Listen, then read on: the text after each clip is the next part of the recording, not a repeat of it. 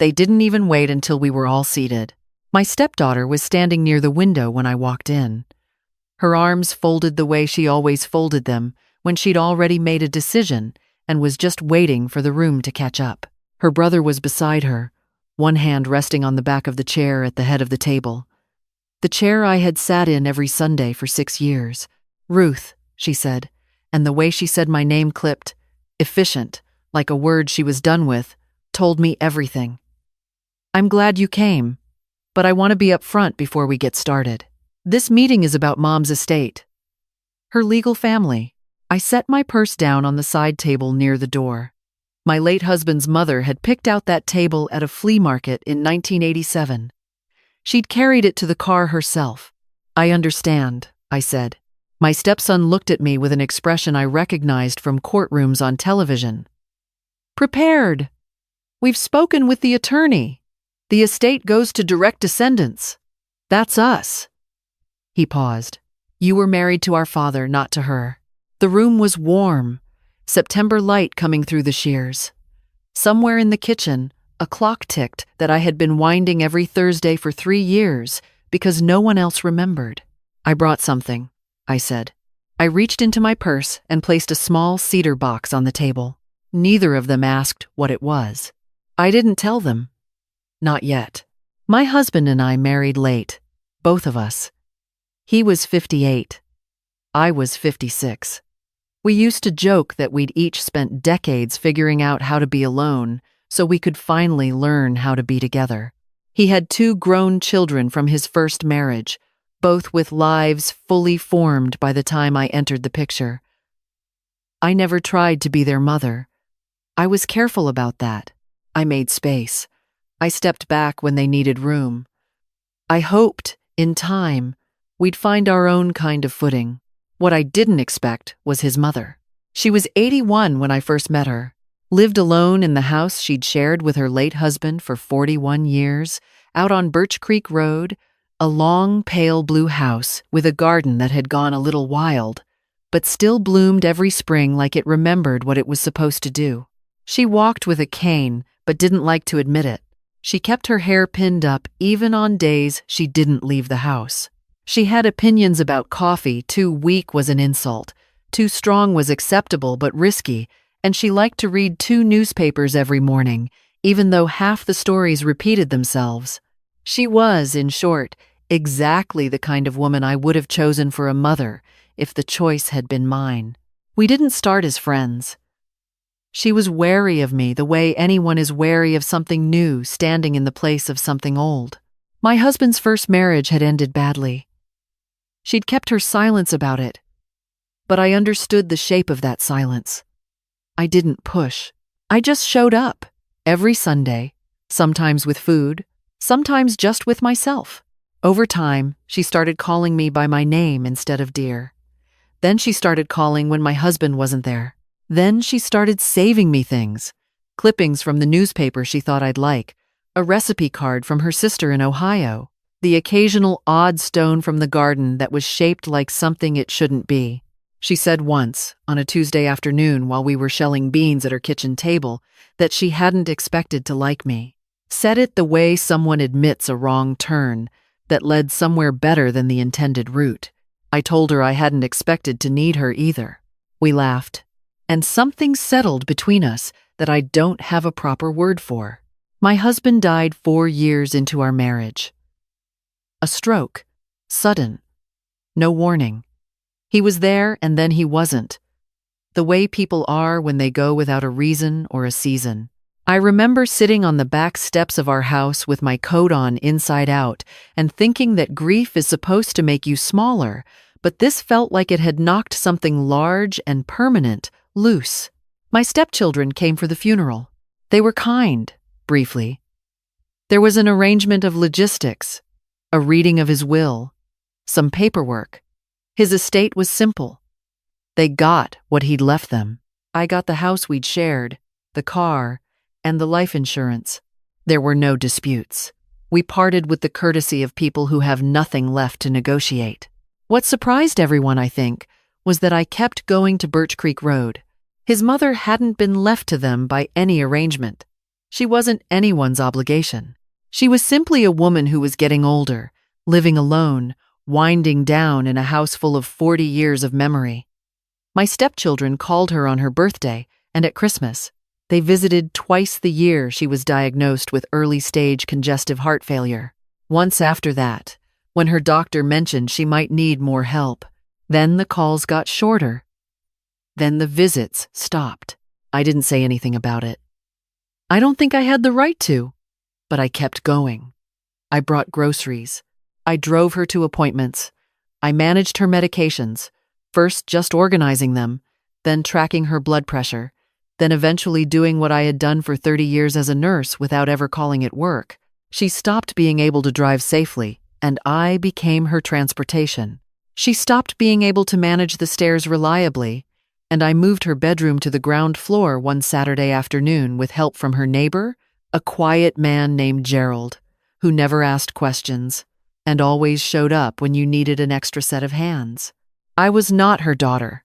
I was not her family by blood or by law. But I was there, every week, and then every few days, and then near the end, almost every day. She used to say I was wasting my retirement. I told her she was my retirement. She got quiet when I said things like that. Not sad quiet, the other kind. In those last 2 years, when her mind started going soft at the edges, not all the way, not like Alzheimer's, more like fog settling on familiar roads, she still knew me. She knew the sound of my car in the driveway. She knew how I took my coffee. She once forgot the name of the sitting president, but she remembered perfectly that I had a niece named Becca who was studying to be a veterinarian and that I didn't like cilantro.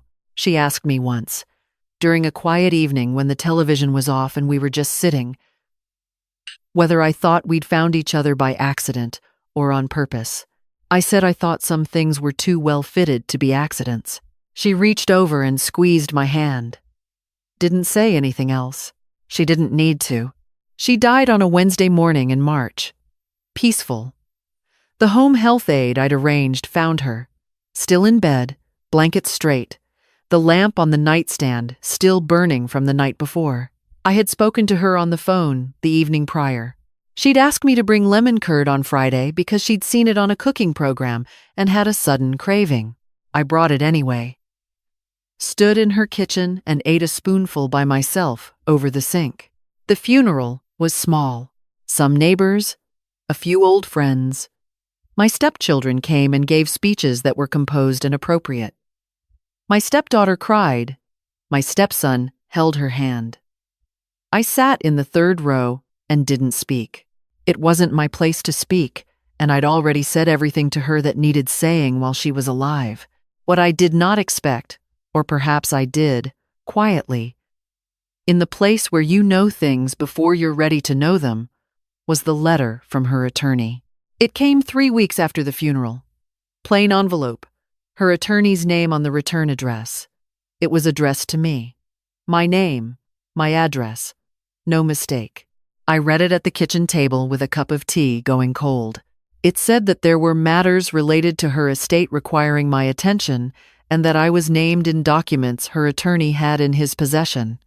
It asked me to call at my earliest convenience. I called that afternoon. The attorney, a man named Mr. Garrison, was measured and patient and explained things clearly. There was a will, the formal one, filed properly, that left the house and the majority of assets to her 2 grandchildren, my stepchildren. That was expected. That was right. But there was also something else. A handwritten addendum, notarized, witnessed by 2 people, dated 14 months earlier. In it, she had listed specific items and specific intentions, and she had named me, not for the house, not for the accounts, but for the cedar box she kept in the closet of her bedroom, and for what was inside it. She was very specific, Mr. Garrison said. She wanted you to receive the box personally, and she wanted you to be present at any meeting regarding the estate disposition, with the right to speak. I asked him if my stepchildren knew. He hesitated. They know there's an addendum. They don't know the full contents of the box. I picked up the box from his office the following Monday. It was lighter than I expected. It smelled of cedar and something else. Something old and dry and familiar that I couldn't name but recognized the way you recognize a voice before you see the face. I did not open it until I was home, sitting at the same kitchen table, same chair, same light coming through the window. Inside was a letter. 3 pages.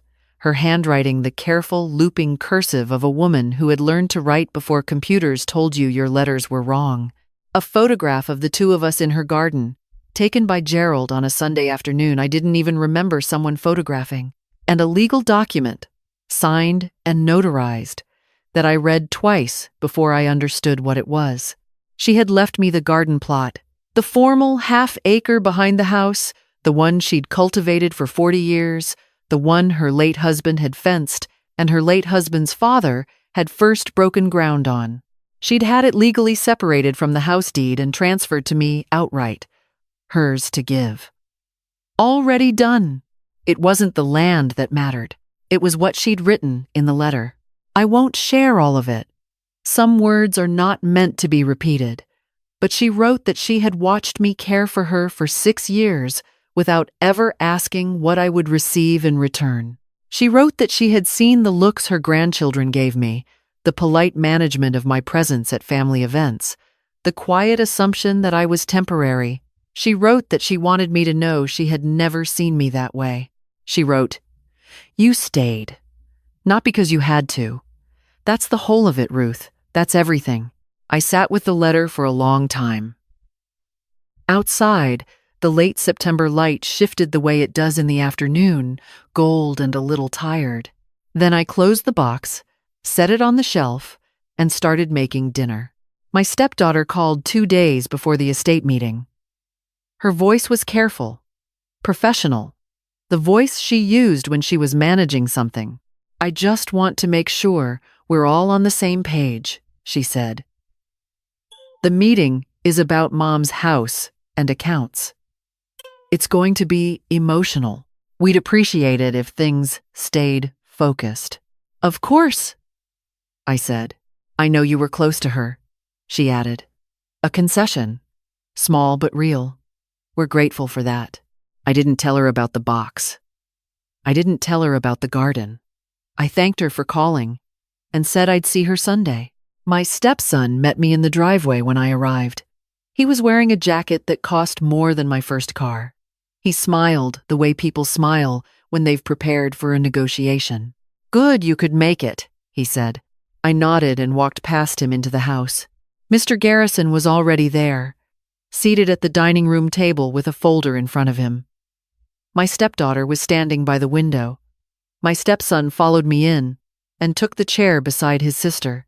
They sat the way a front is supposed to sit together, facing. I sat across from them and placed the cedar box on the table.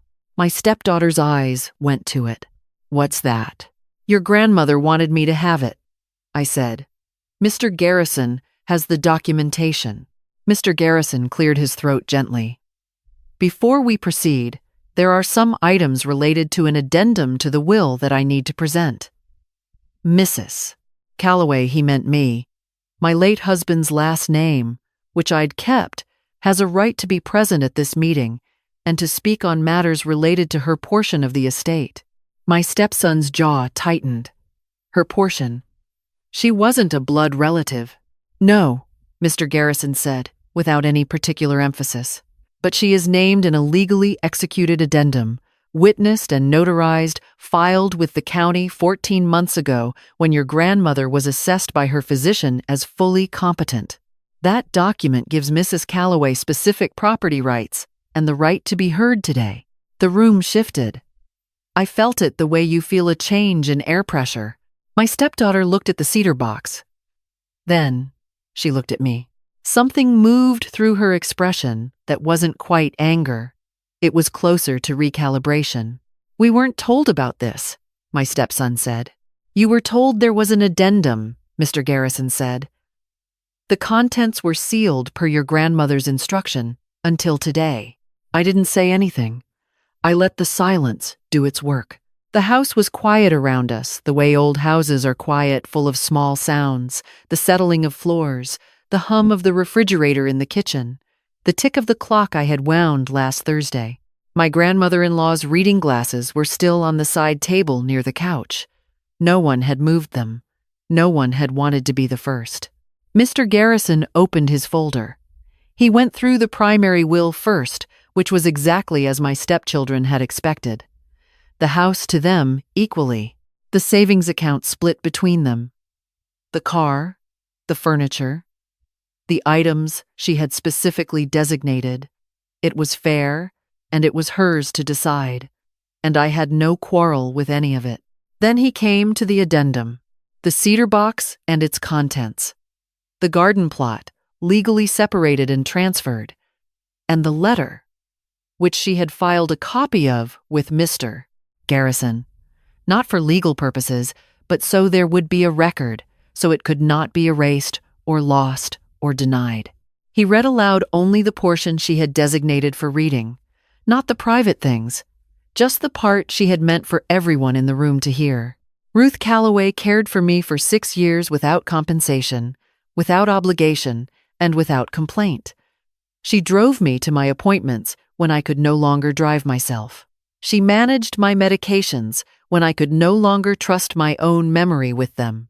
She sat with me on evenings when I was afraid and did not call my grandchildren because I did not want to be a burden to them. And she made me feel that being alive was not a burden at all. I am grateful for my grandchildren. I love them. But love does not always show up. Ruth showed up. The garden was mine to give, and I give it to her freely because she gave me freely of herself for years, and I never once found the right way to say thank you while I was living. My stepdaughter put her hand over her mouth. My stepson looked down at the table. The clock in the kitchen kept ticking. I didn't cry. Not there. Not in front of them. I had learned a long time ago that the moments that most deserve tears are sometimes the ones where you hold them back and let the feeling sit in your chest like something warm and permanent. My stepson was quiet for a long moment. Then he said flatly, "The land can't be separated from the house. That doesn't make legal sense." Mr. Garrison's expression did not change. "I can provide the documentation if you'd like to review it." She worked with a land surveyor and a title company 8 months ago. The separation is legal and already recorded. She had early-stage heart failure. Her judgment was assessed by Dr. Meredith Hanks at her regular appointment 14 months ago, Mr. Garrison said. I have a letter from Dr. Hanks confirming full cognitive competency at the time the addendum was signed. He produced the letter from his folder and slid it across the table. My stepson looked at it without picking it up. My stepdaughter reached over and picked it up herself. She read it, set it down carefully, the way you set down something you need to stop holding. She never told us, she said. Not to me, not to her brother, to the room. No, I said quietly. She looked at me. Her eyes were red now, not from anger, just from the place where things you didn't expect to feel start arriving. She talked about you. When we called, she always mentioned you. I didn't say anything. I thought. She stopped. Started again. I thought she was just lonely. I thought you were filling in because we were busy. I know, I said. Did you mind? That we assumed that? I thought about the honest answer for a moment. I minded sometimes, I said, but I didn't do it to be noticed. I did it because I wanted to. She nodded slowly. Something had gone out of her posture, the preparedness, the front. She just looked like a woman who was finding out she'd missed something she couldn't go back to. My stepson stood up. I need some air. He walked through the kitchen and out the back door. I watched him through the window. He stood in the garden, hands in his pockets, looking at the beds she'd planted. Mr. Garrison closed his folder. I'll give you all a moment. The formal paperwork doesn't need to be signed today. He went into the kitchen, and I heard him making himself a quiet cup of coffee with the ease of a man who had been in rooms like this before. My stepdaughter and I sat across from each other at the table, where I had shared Sunday dinners for years. The cedar box was between us. "Can I ask what's in there?" she said. "Besides the letter." "The letter and a photograph," I said. "And something she kept." "What?" I opened the lid and took out the last item. A small, folded piece of paper, worn soft at the creases, that I hadn't noticed until I'd gone through the box a second time the night before. I unfolded it and showed her. It was a note in her grandmother's handwriting, short, just 2 sentences. "Don't forget to wind the kitchen clock on Thursdays. Ruth knows how." My stepdaughter closed her eyes. We didn't speak after that for a little while. There was nothing that needed to be said, and we were both smart enough to know it. My stepson came back in from the garden. He stood in the kitchen doorway, looking at his sister, then at me. Some of the preparation had drained out of him, too. What was left was younger, more uncertain. "I'm not contesting it," he said. He wasn't talking to Mr. Garrison. He was talking to me. The garden. Whatever she wanted. "Thank you," I said. He sat back down. He looked at the cedar box. "She really never told us how much you did." "She told me once that she didn't want me to be seen as the help," I said. "She wanted me to be seen as what I was." "Which was what?" I thought about it. "Her person. Just that." He looked away. He was not a man who cried easily, I could tell, but something was happening behind his eyes that he was managing by looking out the window. Mr. Garrison came back in with his coffee. We finished the meeting quietly. The paperwork was laid out. The signatures were given. By the time we left, everything had been set in order that could be set in order. The rest would take weeks, the way these things always do. My stepdaughter walked me to my car. The afternoon had gotten cool, and the maples along the driveway were turning, yellow at the edges, still holding green at the center. "I have some of her things," she said. "Personal things. Photos. Her jewelry. Some of it," she stopped. "Some of it I know she would have wanted you to have. I didn't know that before today." "I do now." I looked at her. She had her father's eyes. I had always noticed that, and never said it. "There's no rush," I said. She nodded. Then she did something I did not expect. She hugged me. Quick, a little stiff. The hug of someone who isn't quite sure of the territory but is trying anyway. I put my arm around her, and we stood like that for a moment in the driveway. 2 women who had both loved the same man and then outlasted him. Who had both loved the same old woman and been changed by her in different ways. "I'm sorry," she said, low, not quite meeting my eyes when she stepped back. "For the beginning. For the way I'm sorry." "I know," I said. I drove home the long way. Past the hospital where I'd worked for 22 years. Past the park where my late husband and I used to walk on Sunday mornings when the weather was good enough and his knees were cooperating. Past the small library where my mother-in-law's grandmother had been a founding donor, a bronze plaque on the wall that no one noticed anymore. All those years. All those ordinary Thursdays. At home, I put the cedar box on the mantel where I could see it from the kitchen table. I made tea. I sat. There's a thing that happens when you've been waiting for something, without quite admitting to yourself that you were waiting a loosening, like a knot you've been working at for so long. Your fingers stopped feeling it. And then suddenly, there's slack. I sat with that slack. Let it be what it was. The phone rang a week later.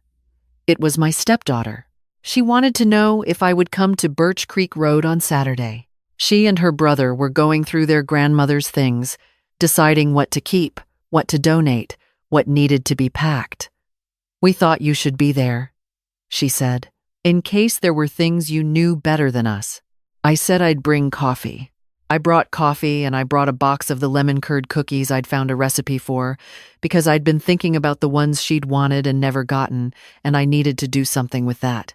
We spent the day in the house together, the 3 of us, doing the quiet work of a life. Her handwriting was on the back of photographs. Her smell was still in the closets. Her reading glasses were still on the side table, and it was my stepdaughter who finally moved them, placing them carefully in a small box she labeled in her own handwriting. By the afternoon, something had shifted.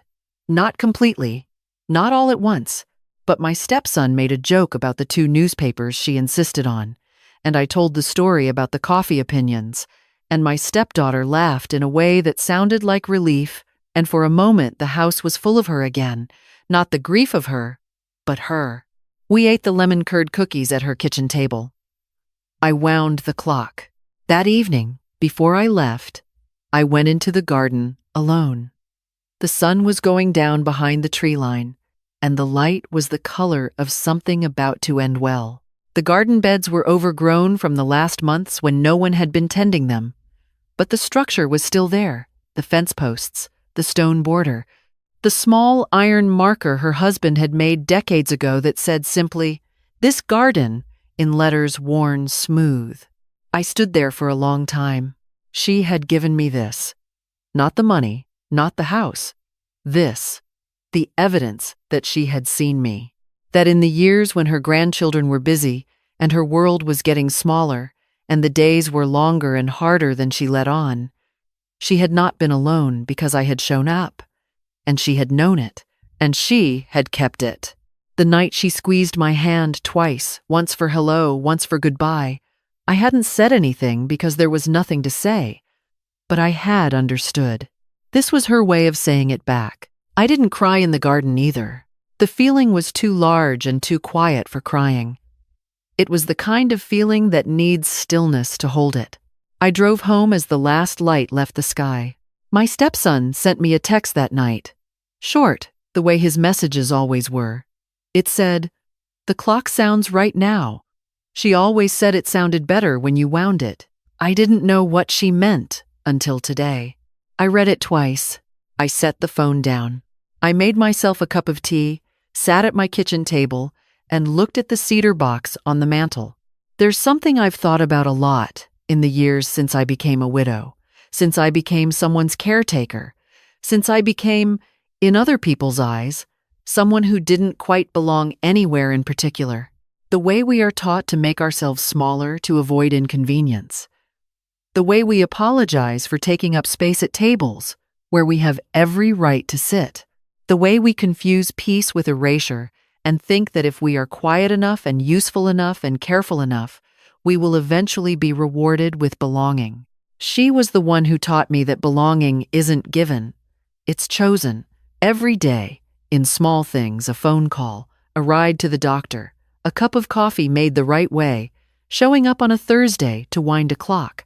She chose me. Every day she could, she chose me. And in the end, she made sure I knew it. I am not angry at my stepchildren. I never was, really. They were busy, and people are busy. And it is easy to believe that someone else is handling things when things appear to be handled. It is easy to mistake presence for duty and absence for wisdom. They were not cruel. They were just elsewhere. And now they are here, in their way, imperfectly, which is the only way most of us ever manage to arrive. If there's something I want to say, and I suppose there is, or I wouldn't be telling this, it's this. You do not have to earn the right to be seen. You do not have to justify the years you gave or explain the love you offered without a contract or an expectation. The people who matter will know. They will find a way to tell you, if not in words, then in small cedar boxes with worn latches and photographs of Sunday afternoons you didn't know anyone was watching. Stay. Show up. Wind the clock. That's the whole of it. That's everything.